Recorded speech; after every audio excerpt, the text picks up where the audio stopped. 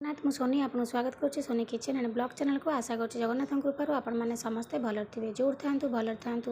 सुरक्षित था वीडियो को फास्ट टू लास्ट जाए देखुए जब पसंद आसा लाइक करेंगे फ्रेंड सहित सेयार करेंगे आ चैनल जब नुआ अच्छा चैनल गोटे सब्सक्राइब करने तो डे ना चलते स्टार्ट करवा आज टिप्स अच्छी आपणकर फेस को लेकिन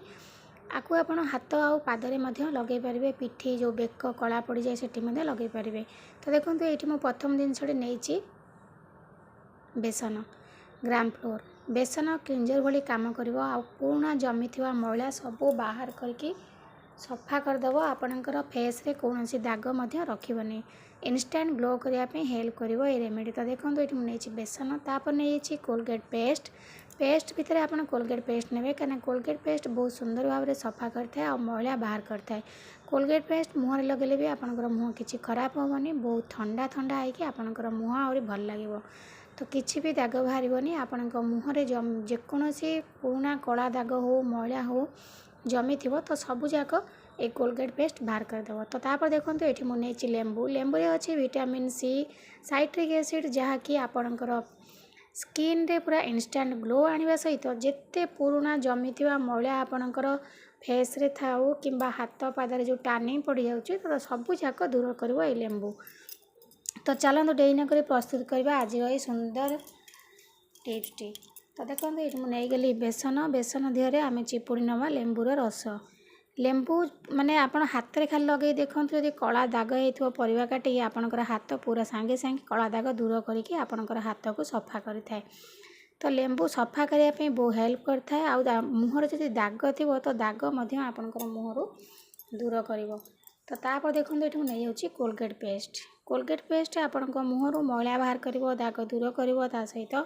आपणकर फेस को पूरा ठंडा ठंडा कूल कूल रख बहुत बढ़िया लगे गरम बिल्कुल लगनी फेसटा पूरा ठंडा ठंडा हो बहुत आराम लगी थाए। तो देखो एबे आम तीन टा जाक जिनस को भल से मिसई नवा कोलगेट पेस्ट लेंबू आउ बेसन ये गोटे नेचुरल रेमेडी कौन साइड इफेक्ट ना आपणकर फेस इंस्टांट ग्लो कर दाग दूर कर कुंचापण दूर कर। तो देखो ये रेमेडी जब आप लगे आपको कौन क्रीम कि फेसियाल हवा को किसी भी पड़ोनी। तो देखो सब जाक जिनस को आप भल भाव में मिसई नियंतु ये मुझे भल भाव में मिसई नहीं मिसई सारापर आपणकर फेस को भल भाव में धोई नियंतु धोई सारापर रेमेडी की आपणकर फेस रे लगे नियंतु। देखो ये मुझे हाथ में लगे देखा लगे सारापर भल भाव में मसाज करने कहीं एमती मसाज करा द्वारा यहाँ स्क्रब भली पूरा काम कर डेड स्किन जाक रिमूव हम आ मैला जाक बहुत बढ़िया से बाहर। तो देखो ये मुझे भल भाव में हाथ को मसाज करने गली मसाज कर सारापर आप अध घंटा छाड़ी दिंतु अध घंटा पर ना 45 मिनट हो ना अति कम टाइम जब ना 15 मिनट रखिपारे सुखिला पर्यंत रखु रखी सारापर धोई नियंतु। यही रेमेडी आप सप्ताह को थे कि 2 थर लगातु जिते बड़े आपन को टाइम मिल आपन से टाइम रे लगे पारे। देखिए आपणकर फेस रे कौन कला दाग कला चिन्ह माने मैला जमी थी मैला कलर कम देखा जाउथो टार्निंग पड़ जाइथो देखिए सब दूर हो।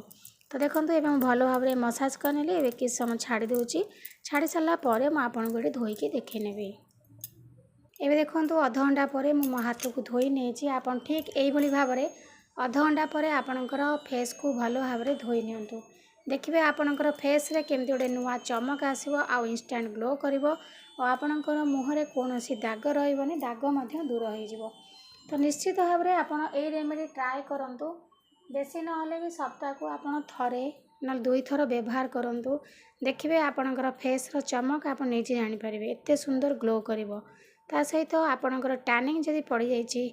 झुरिया झाइया जो पड़ जाऊँगी दूर कर फेस को ठंडा रख। तो आज भी विदाय नौ पुणी देखा आप सहित नेक्स्ट वीडियो से पर्यंत रोची नमस्कार जय जगन्नाथ।